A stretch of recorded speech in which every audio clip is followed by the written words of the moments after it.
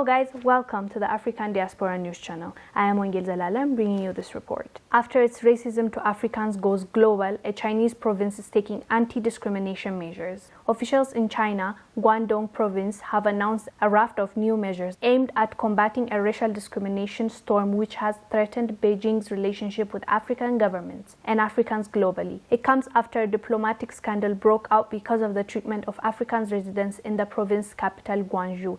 In April, videos and images of Africans being evicted from their apartments, forced into quarantine, blocked from hotels, and even being barred from a local McDonald's went viral on social media platforms including Twitter, Facebook, and WhatsApp. So they're saying they're putting anti-discrimination measures in place. This comes after the uproar on social media. People were opposing this. People were talking about it and being the voice, even though the leaders were not saying anything. Us, the people, talked about it enough, said enough for a Chinese province to actually come up with this anti-racism or anti-discrimination measure. But what's funny is African leaders left and right were standing up for China, saying this is not happening. Let me show you a video of a Kenyan minister defending the Chinese. To have many people living together in one flat. So you're right about that. And so they were put in a situation where their instructions which were interpreted as eviction, which were really about social distancing, because they wanted people to live individually and or the right number of people in each flat.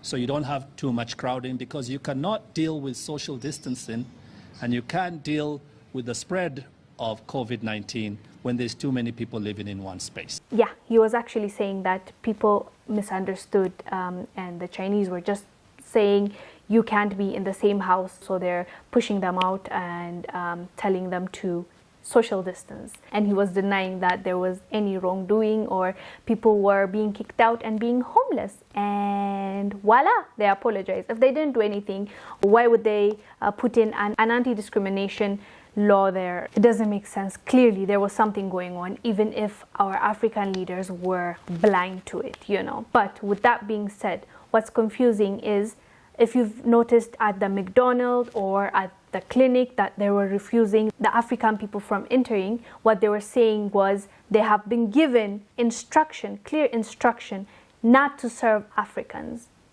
So who are they talking about if not the government? And even when they were being kicked out, we saw plenty of videos that police were pushing them. Police were the ones that are mishandling them. So if it's not coming from the Chinese government, then who was telling those people not to serve Africans, not to let them live in their buildings and interact with them? So that's so confusing to me that the Chinese are now bringing up a law that says do not discriminate, when themselves were the ones that were communicating to their people that it's the Africans that are bringing this, and it's the Africans that are contaminating us or bringing this virus and spreading it.